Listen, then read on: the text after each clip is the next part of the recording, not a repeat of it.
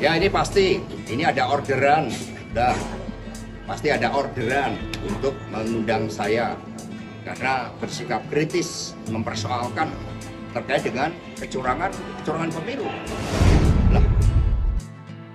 Hari ini 4 Juni 2024, Sekretaris Jenderal PDIP Hasto Kristianto memenuhi panggilan polisi terkait dugaan pelanggaran pasal 160 KUHP tentang menghasut untuk melakukan perbuatan pidana. Kehadiran Hasto di kantor polisi menunjukkan sikap hormat terhadap proses hukum. Lantas, apa yang terjadi dengan Hasto? Pengaduan ini berawal dari wawancara Hasto dengan Liputan 6 SCTV pada 16 Maret 2024 yang kemudian dihubungkan dengan demonstrasi oleh kelompok GPKR dan KNPD di depan gedung DPR pada 19 Maret 2024. Wawancara Hasto dengan Liputan 6 SCTV merupakan kegiatan jurnalistik yang dilindungi oleh Undang-Undang Pers Nomor 40 Tahun 1999. Seharusnya, jika ada pihak yang merasa tidak puas dengan pernyataan Hasto, mereka dapat mengajukan pengaduan ke Dewan Pers.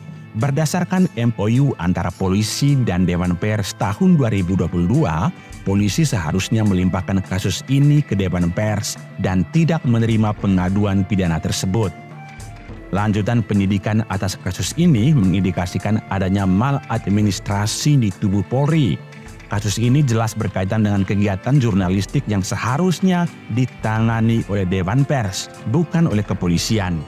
Langkah Polri yang menerima dan meneruskan pengaduan pidana ini tidak sesuai dengan prosedur yang telah disepakati dalam MOU tersebut. Penanganan kasus ini oleh Polri dapat dianggap sebagai ancaman terhadap kebebasan pers. Jurnalistik dilindungi oleh undang-undang, dan setiap ketidakpuasan terhadap pernyataan yang disampaikan dalam konteks jurnalistik seharusnya ditangani oleh Dewan Pers. Jika Polri terus memproses kasus ini, bisa menjadi presiden buruk di mana proses jurnalistik dapat dikriminalisasi yang bertentangan dengan prinsip-prinsip demokrasi dan kebebasan berekspresi. Hasto pun mencurigai ada orderan pihak tertentu di balik pemanggilan dirinya ke Polda Metro Jaya. Ya ini pasti, ini ada orderan, pasti ada orderan untuk mengundang saya karena bersikap kritis mempersoalkan terkait dengan kecurangan pemilu.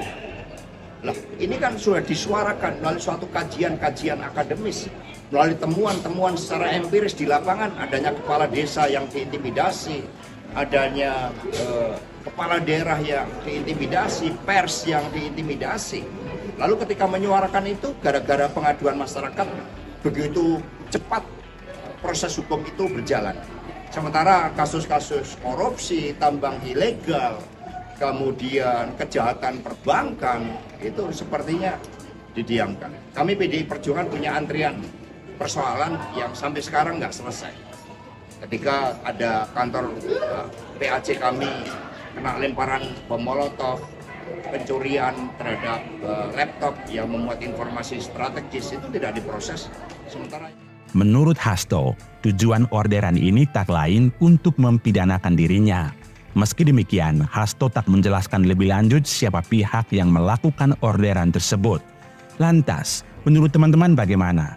Apakah kasus Pak Hasto ini murni kasus hukum atau kriminalisasi? Silakan berbagi pendapat di kolom komentar.